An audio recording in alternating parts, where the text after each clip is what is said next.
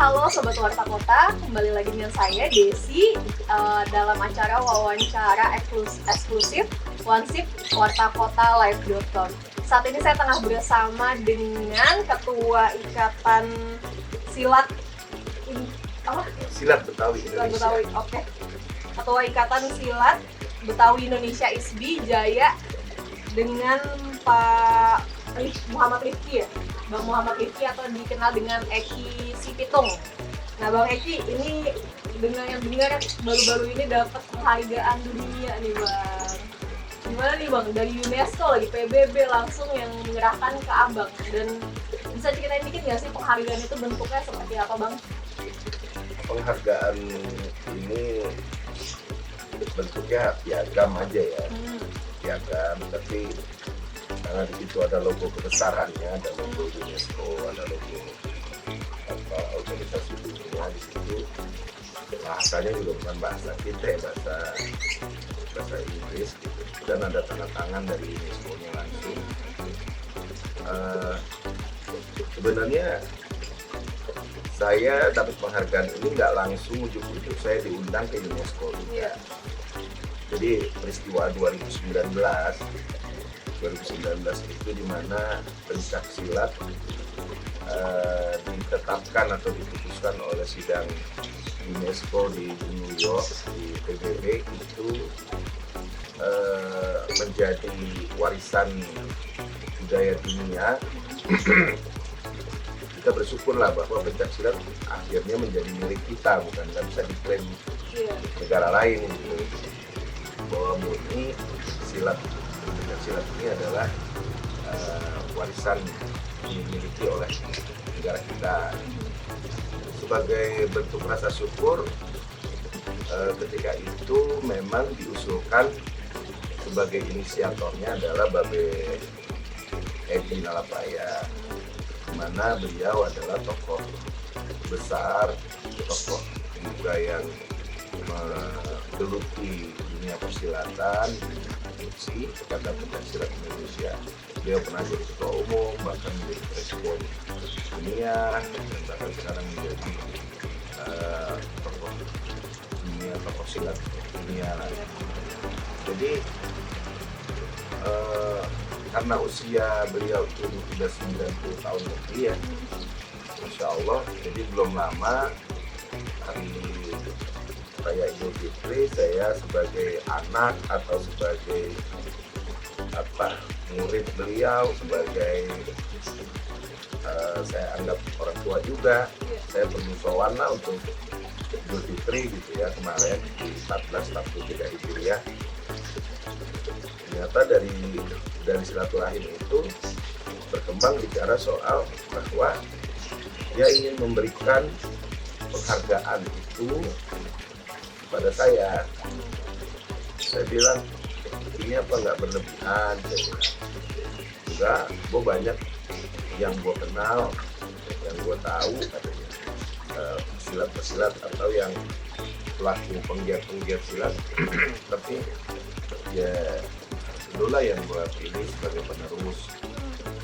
Saya langsung agak merinding gitu dengan saya. Sebenarnya bukan penghargaannya, karena di usia segitu dia ngomong apa ya, macam amanah, berarti kan amanah generasi. Bogo udah tua di 90 tahun lebih kan. Jadi ini kan sebenarnya satu amanah besar yang diberikan ke diri saya. Akhirnya saya dikasih lihat tuh piagamnya, dan ini asli sih, gue pengen kasih ke lo, bukannya gue nanti gue akan telepon pihak korespondennya yang dari UNESCO, yang 4 orang berangkat ke New York tahun 2019 itu, bahwa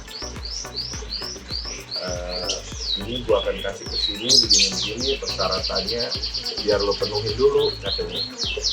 Ya sudah, akhirnya saya pulang, saya kasih profil saya, WA beliau dengan tertulis lah bahwa udah berbuat apa aja lah buat Betawi, buat silat Betawi.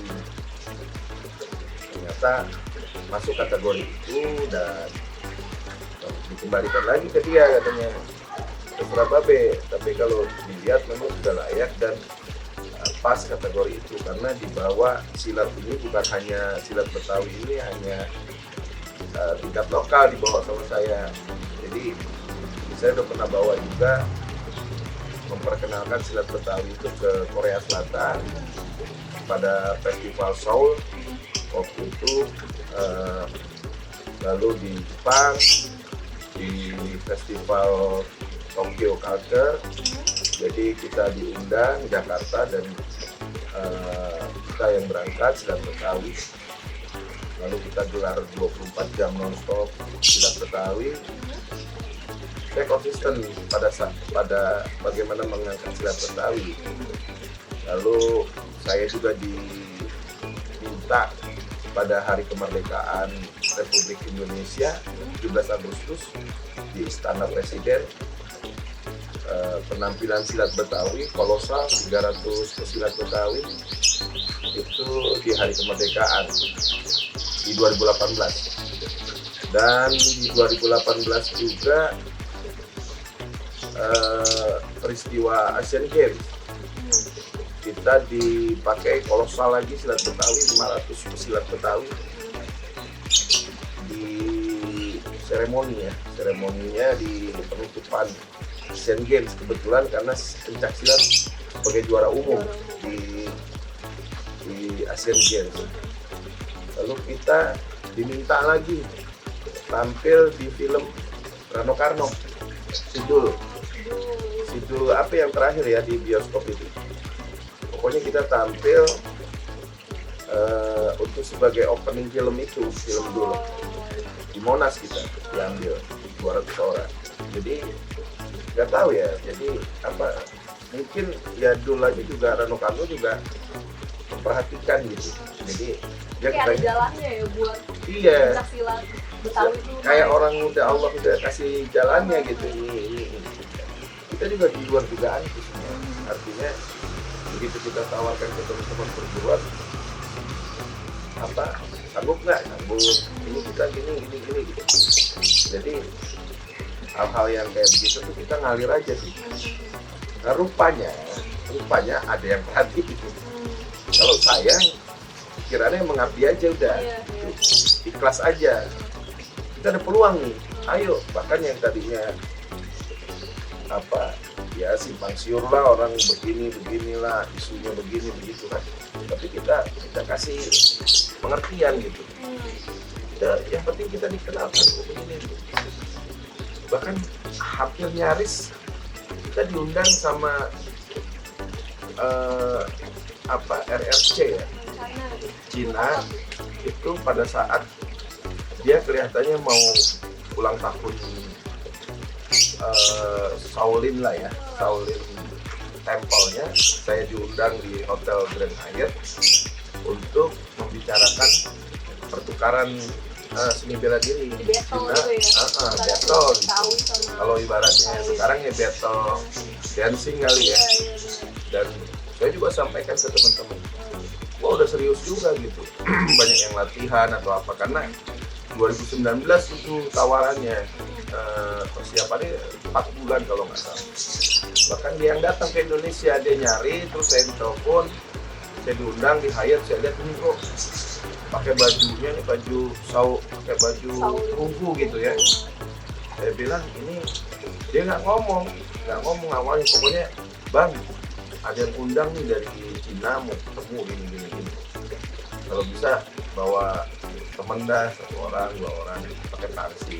Saya ke Hotel Grand Hyatt pakai taksi, saya bilang ini pakai Shaolin, orangnya tua banget. Bahasanya saya udah nggak paham lah bahasa Cina semua ngomongnya, tapi ada transitnya. Dia ngundang kita untuk satu pertukaran. Diundang di Cina 50-60 orang pada saat itu. Udah disetting biayanya apa semua kita. Masuknya 2020 bulan antara April, katanya ulang tahun dia, berapa Mei. Jadi ya karena masuk pandemi ya, akhirnya bubar jalan itu semua. Ya udah Bubar, putus ya. putus, ditambah isunya di 2019 akhir bahkan sampai Januari tuh Cina ada peristiwa di Wuhan apa semua kan. Saya lihat video-video, waduh ini ini nggak jadi nih saya bilang. Padahal bisa jadi film Shaolin ini Betawi, silat Betawi Dan sebenarnya. apa Kalau jadi Rano Karno sempat saya hubungi mau didokumentasiin sama dia. oh yang pas nanti di China waktu itu harusnya. Dia mau didokumentasi, boleh nggak gue dokumentasiin nanti? Oh boleh ayo, nanti tim gue deh gitu kan, timnya bareng-bareng gitu. Iya, iya. Saya udah mau kerjasama tuh sama Carlos Film gitu. Pokoknya dia buat stok gambar kali atau apa. Pokoknya ntar lu buat tim gue ya berangkat bareng-bareng gitu. Kayak jatuhnya pandemi kan. Mudah-mudahan ini ada jalannya lagi Iya. lah. Udah kelar pandemi. Jadi saya liatin silat Betawi ini kayaknya memang punya tempat tersendiri, punya tempat tersendiri. Punya daya tarik lah gitu ya. Punya daya tarik, punya nilai sejarah soalnya. Jadi mungkin banyak orang suka juga ngelihatnya, dan ini kok silat begini bisa terlestari di satu ibu kota gitu Iya, kan. benar-benar yang metropolitan. Ya jadi dan saya lah yang apa ya, awal-awalnya kan teman-teman perguruannya minta kita nih nggak punya abang angkat gitulah yang merhatiin, yang mau konsen, karena mereka cuma bisa bertahan aja dalam tergerus situasi zaman ini global. Jadi mereka tetap bertahan, ya paling topnya palang pintu, dia bertahan, dia memperkenalkan silat Betawi sambil memperkenalkan budaya Betawi di kampung-kampung dengan gaya khas kita Betawi. Jadi inilah yang akhirnya menurut kita dan UNESCO bisa diberikan nama itu. Saya juga mohon maaf juga kalau banyak teman-teman ada yang sebagai penggiat duluan gitu barangkali, karena bukan saya yang mau ujuk gitu. Jadi ini Babe Edi, bahkan saya bilang pengen ngerangkul teman-teman, ayolah kalau mau didukung ntar gue dikatin dah gitu ya, buat saya yakin juga buat kebanggaan juga buat mereka. Tapi kan silat sebenarnya banyak ya bang ya, malah sampai Malaysia juga ada silat gitu. Oh iya ada. Nah, tapi kenapa sih Betawi gitu yang dipilih UNESCO? Emang ada ciri khasan sendiri nggak sih dari silat Betawi dengan silat-silat lainnya, misalnya silat di Sumbar atau di Sunda atau seperti apa gitu bang? Bedanya silat Betawi itu yang daya tarik orang luar yang lihat tuh, sampai abang diundang ke Jepang, Korea Selatan, China, itu apa menurut abang? Sebenarnya gini ya, silat Betawi itu dengan silat-silat lain itu, ya kalau silat tradisi ya, karena kan ada dua kategori, silat tradisi dengan silat prestasi atau silat olahraga. Apalagi lebih lagi ke silat yang tari-tarian. Nah, memang di beberapa provinsi itu tidak begitu dikenal silatnya sampai naik ke permukaan gitu. Silat Padang pun itu mulai dikenal publik itu pas ketika Iko Uwais film Merantau itu dipromosikan lah bahwa di Padang ini ada silat tradisi. Dan kita juga sebenarnya silat Betawi pas dipromosikan film Pitung di tahun 70-an kan. Itu udah lama ya? Iya, tahun 70-an. Jadi kita sebenarnya satu kebanggaan bahwa silat-silat itu selain olahraga memang ya kita juga menjaga diri kita. Sebenarnya munculnya silat ini kan dulu karena tekanan kolonial Belanda yang pada saat itu secara fisik gitu ya menjajah. Bahkan dulu kita tuh kalau orang Betawi itu kongkong kita ya, atau mungkin lah ya setelah kita orang Betawi itu kalau ngajarin jangan sampai kelihatan ngajarin silat. Itu nggak boleh di depan rumah atau apa, pasti itu habis Iya, jadi di dapur atau di belakang rumah. Dan itu pasti habis deresan, habis kita ngaji gitu. Habis maghrib biasanya.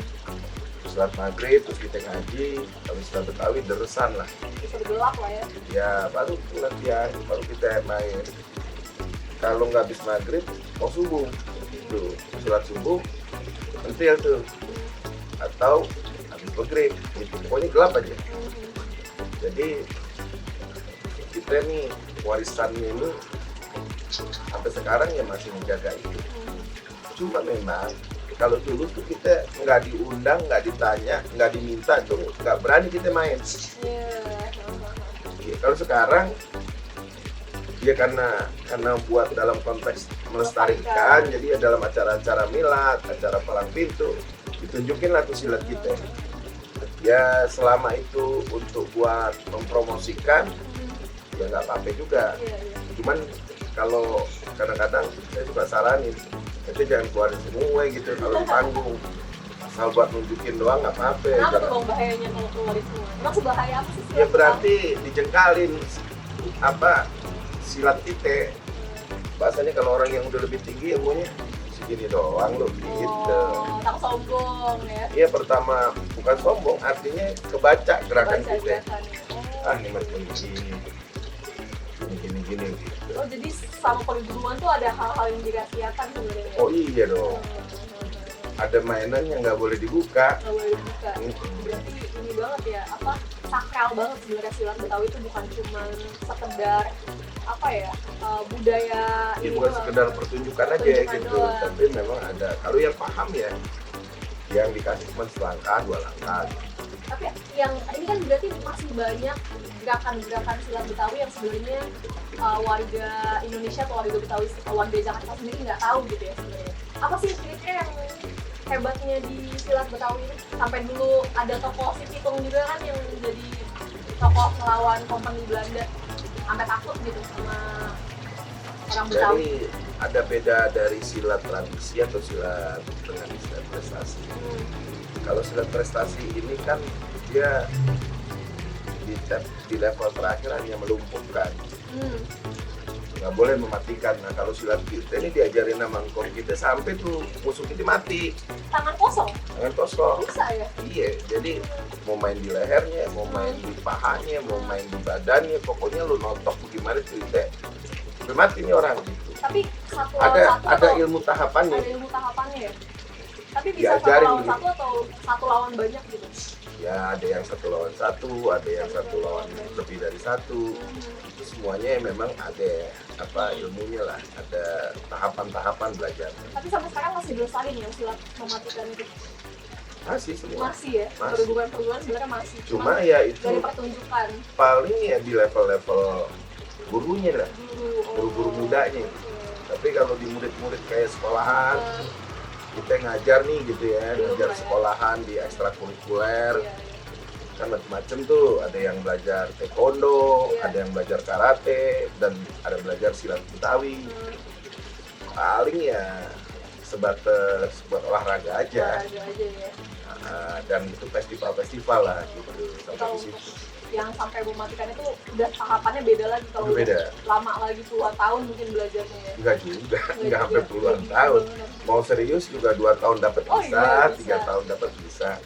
Cuma ya tapi ada tahapan mental yang harus dilewatin. Nah ya, dan harus serius, harus sungguh-sungguh. Itu juga menyangkut ke fisik juga. Kalau nggak kuat ya jangan. Jurusan apa tuh yang paling kira-kira mematikan itu Yang mana nih kan macam-macam. banyak yang belum orang Iya tahu? enggak, ada jenis aliran silat kita ini Betawi kan ada aliran beksi, ada jingkrik, ada seliwa, ada proktok, ada rompes, ada macam-macam lah ya, ada sabeni. Jadi masing-masing aliran itu masing-masing punya bawaannya, masing-masing punya Ciri khas jurus langkahnya masing-masing. Jadi nggak bisa ditanya satu-satu. Kalau yang cerita Si Pitung kan dia bisa ini tuh kebal sama apa senjata api sama juga ya. Cuma cerita doang. Oh itu cerita. Jadi gini apa ya, memang sebenarnya tuh itu kan ceritanya jimat gitu Iya, ya. iya. Itu jimat itu bagi orang Betawi nggak ada sebenarnya. Oh. Betawi itu jimatnya di hati, Iman ya. zikir. Nah itu jimat orang Betawi. Karena memang dulu film, jadi harus ada bumbu-bumbu nih. Bumbu kebal ya. Seolah-olah jimatnya diambil, lalu akhirnya dia jadi nggak kebal lagi. Iya, iya. Padahal pitung ini dasarnya adalah seorang santri, ibaratnya apa yang dia lakukan karena Allah, karena imannya dia gitu. Jadi siapapun sebenarnya, mau pendekar, mau bukan pendekar, kalau kita yakin sama Allah, apalagi perisai diri kita dengan zikir, dengan amal ibadah, itu pasti pertolongan-pertolongan Allah pasti akan muncul. Nah, karena kemarin itu di TV harus seolah-olah lah, jadi biar hidup cerita itu, maka akhirnya seolah-olah dia pakai jimat dan jimatnya diambil, terus akhirnya jadi nggak sakti lagi ceritanya kan gitu. Tembak pakai peluru emas, itu sebenarnya bumbu aja. Tapi kan tadi diundang Shaolin juga tuh waktu itu. Nah, kalau Shaolin kan ada tuh yang di film-film mereka punya kayak ilmu kanuragan lah ya, yang disentuh, nggak disentuh bisa mental. Kalau di silat Betawi sendiri ada nggak ilmu kayak gitu? Sebenarnya kalau silat kita Betawi itu yang begitu tidak ada yang ada dan ada yang enggak. Oke. Ada yang ada dan ada yang enggak. Hanya memang ilmu gerak rasa itu semacam ilmu dalam ya. Itu kan tersadur dari tradisi luar, dari Banten, dari Cirebon gitu ya. Jadi masuklah gitu. Karena memang Betawi dengan Cirebon dan dengan Banten itu masih satu pohon bahasanya. Nah, kalau bicara kanuragan itu kan kita tahu tuh, Banten itu debusnya kayak apa gitu. Jadi ya memang dulu ada. Cuma kalau sekarang buat pertunjukan, kalau dulu emang buat pertahanan. Oke. Iya, jadi diajarin itu. Jadi emang Ibaratnya menurunkan ya. ya kayak misalnya nih zaman-zaman kolonial lah misalnya, karena ceritanya guru silat gitu. Itu murid-murid kita tuh ya kita bacain, kita pegang pala, Juga punya kekuatan.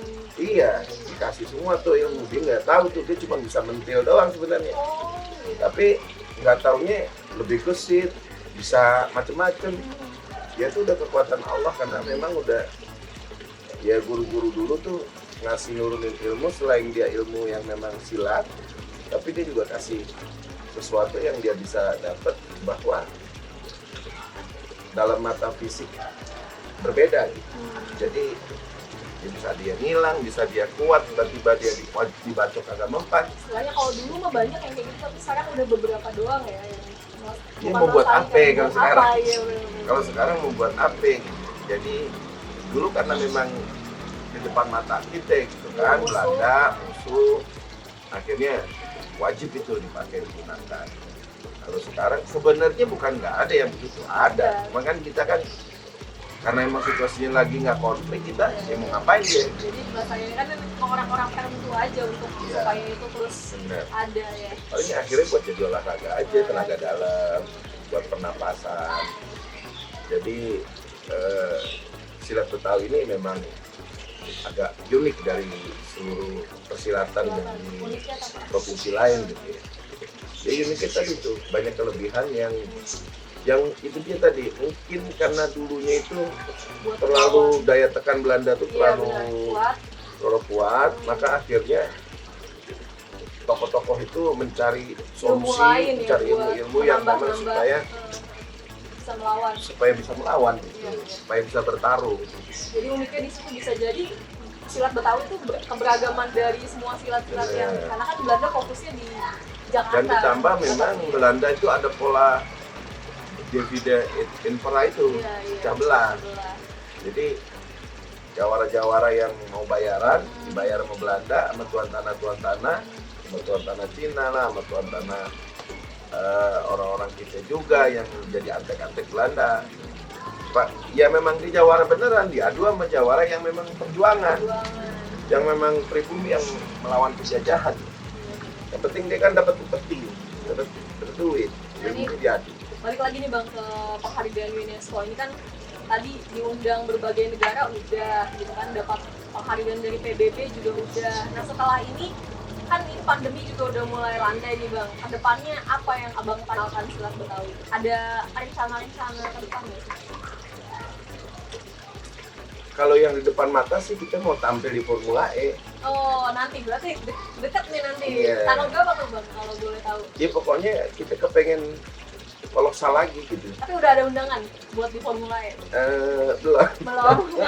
Boleh nih Pak Gubernur nanti Iya. bisa apa di pertandingan dunia loh. Iya, kendaraan jadi terpikir kita bahwa bahasanya ISPI kelasnya ini sebenarnya udah kelas performnya tuh perform Iya, dengan iya. dunia gitu ya, dengan negara-negara luar. Jadi kita pengen juga tuh di kelas di Formula E dalam rangka memperkenalkan budaya kita, Betawi. tradisi kita Betawi.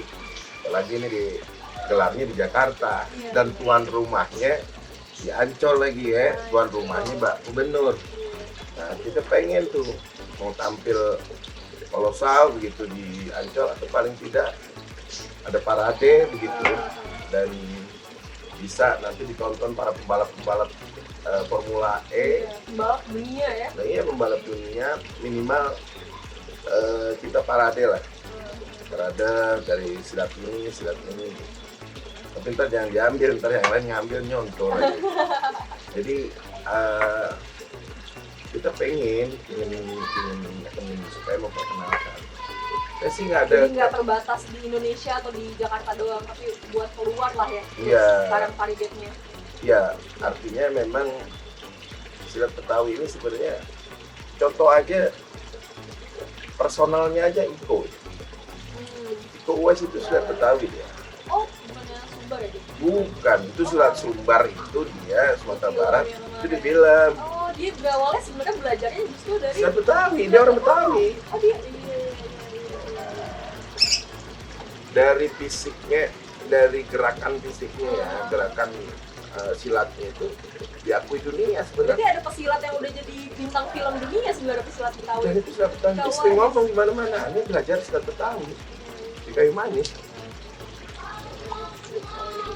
Makanya dulu sebenarnya awal-awal saya pernah dia belum ngetop ya, pernah ketemu masih belum ngetop sekarang lah.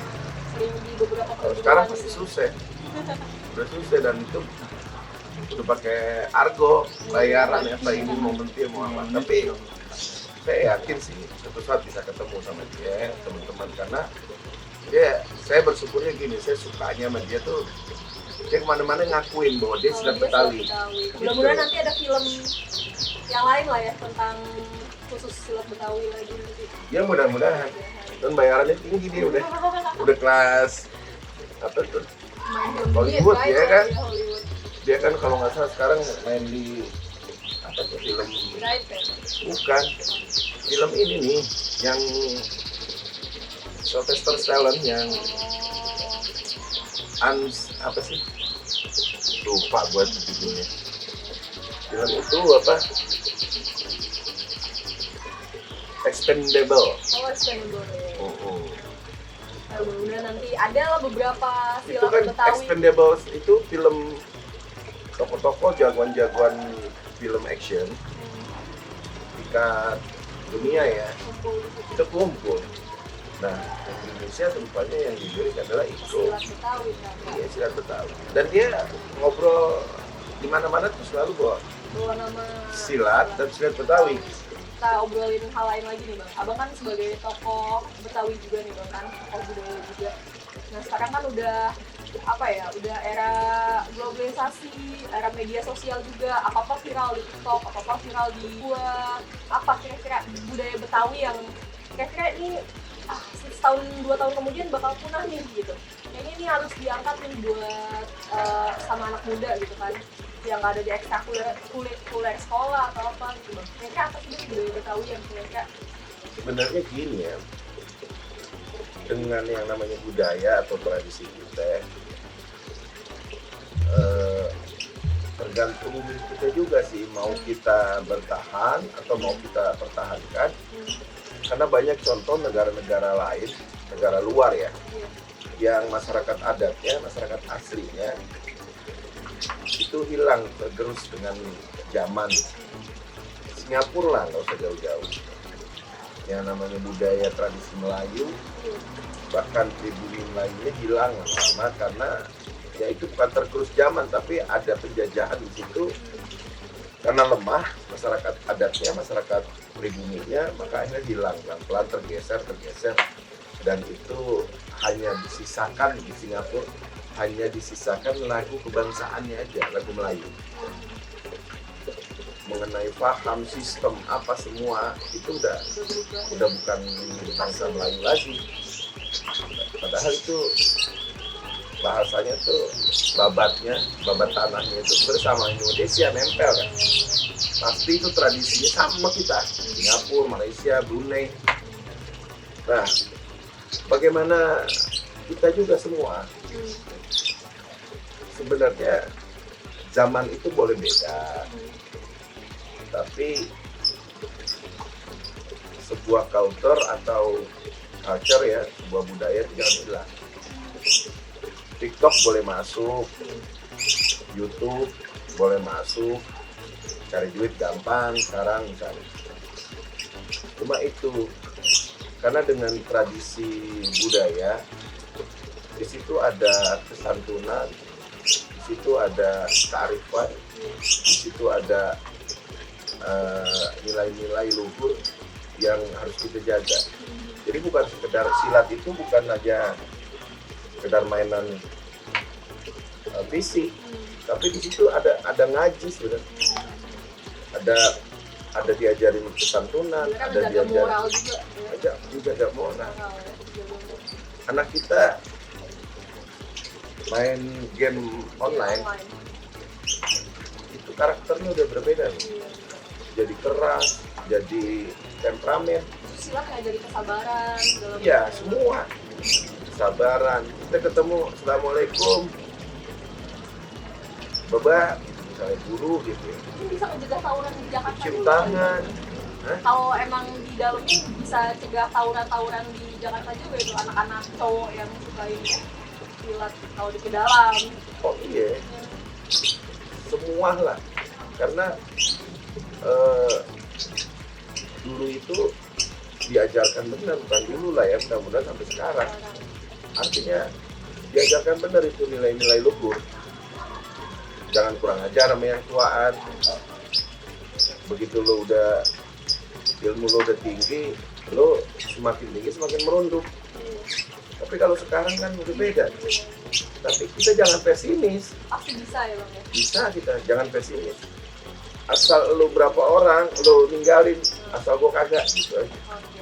Yang penting kita bisa tularin aja semaksimal mungkin apa yang kita bisa lakukan. Ya, oke Bang, kalau gitu ini lumayan seru juga sih Bang perbincangan tentang silat terutama ya yang nggak akan diklaim-klaim lagi Bang nanti kalau sama orang-orang luar. Ini tinggal bawa piagamnya aja kan Bang. Ini ya gue nih kalau diklaim ya kan? Iya. Ya kan? Mungkin itu kali ya Babe Edi ya. Iya mungkin. Artinya kita nggak Makanya tahu ke diturunin depan abang yang masih 90 tahun lebih. Iya benar. Kalau nanti ada yang ngaco-ngaco terhadap silat, lo apa-apaan nih gue yang pegang, gue yang lawan gitu. Mantap dah kalau Gitu gitu. kali ya. Siap. Mudah-mudahan juga dari penghargaan ini juga bukan cuma sekedar lestari, tapi kalau bisa benar-benar merata ya Bang ya Amin. dipakai anak-anak muda gitu. Maksudnya ditekuni oleh anak muda di Jakarta. Oke, sekian wawancara saya terkait dengan penghargaan UNESCO dan budaya silat Betawi. Terima kasih.